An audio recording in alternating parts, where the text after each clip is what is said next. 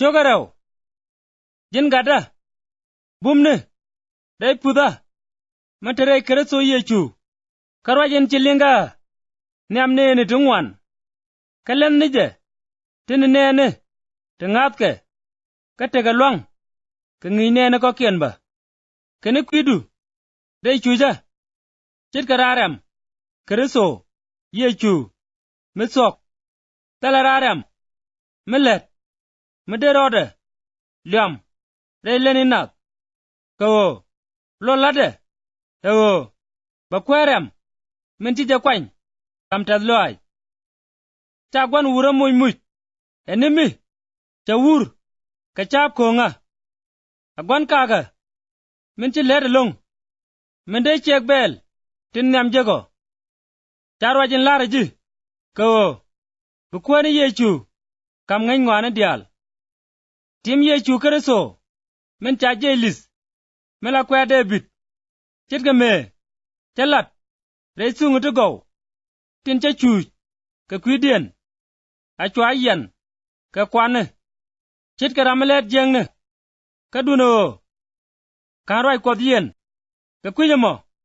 Roda ngwag dial. Ka kwinene. Tin cha kwany. Kawo. Bika kantega. Boya madorar. Dai kereso yechu jek. Name. Arwai mitok pany. Imi chana liw. Ka yechu kel. Bana tek. Kaja kel ba. Murona tibek. Bana ruij. Kaja kel ba. Mu kona jay. Jen. Ba kon jay ba. Chang tala kon ngap. Jen. Ngura tega ngap. Kawo. Jen. Charora de jay. Nyoka ka timame. Ka luka. Niam kop. Eno. Aka nuan garo. Karien ngang nomni. Tisel goy. Kaduno. Nyon ke. Nine. Tilianga ke. Lene ka pek. Luanga du. Abiro nyot kot. Chit ka rami. Chanok. Ran lat. Michi jagor. Eno ba puy.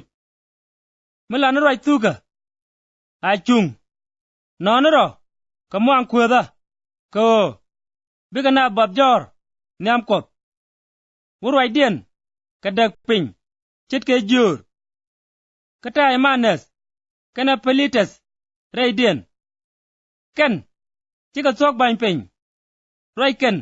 Eno. Tijay na lis. Kutung sok. Ken. Yarga ngasanap. Kamen chikoda yaping. Abum. Te chunga. Kachariya diti. Garsin. Ngay kwarne. Telaneke. Ka ne dial. Tin chalke. Kachot kwar. Ne kod woy garo. Kajiak. Te duel midi. Chitene dara deba. Kane dara. Chika men borsin garo. Te dara jen. Kane dara mone. Sinba. Kalat katan dara.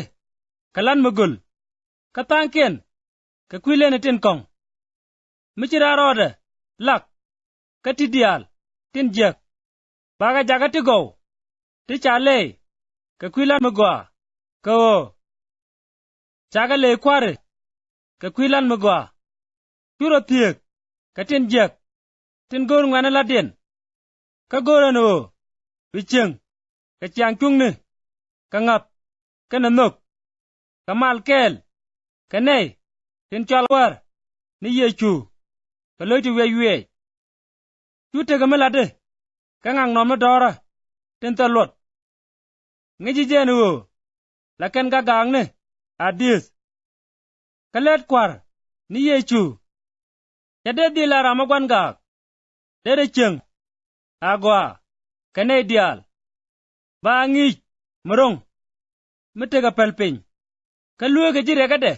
Ni wuda. Dong de kuda nok. Eno. Biga rorit. Ka biga ben. Ka ngay suga. Keno. Dega roken. Ka dur kwan jeng ne. Min chika pech. Ko. Biga roi de lat.